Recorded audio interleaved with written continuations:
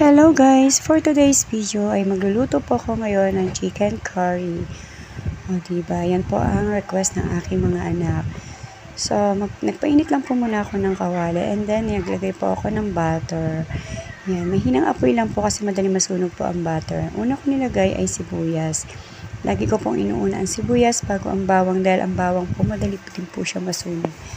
And then pagkatapos noon ay isa-isa natin ilalagay ang carrots.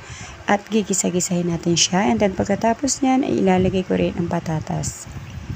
Konti lang yung nilagay kong gulay dito kasi kami-kami lang naman po ang kumakain po niyan. Yung isang anak ko hindi po talaga nakain.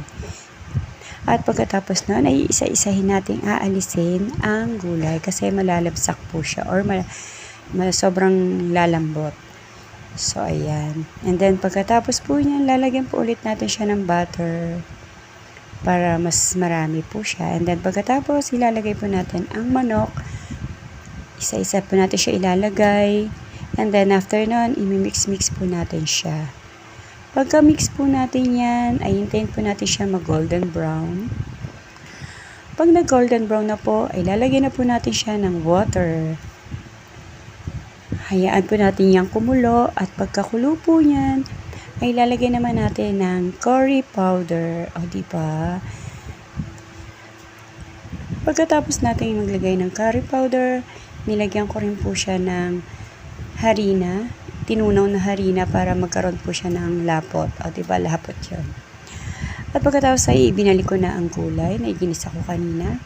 At pagkakulo po, nilagyan ko po ng paminta. At nilagyan ko po ng gata. Pagkatapos lagyan ng gata, hinalo ko po muna siya, then pinakuluan. At pagkakulo po, nilagyan ko po yan ng suka. At yon hindi na nga po nagkasya ang sabaw dito sa kawali natin. Inilipat ko po ito sa kaserola. At ihalu-haluin po natin.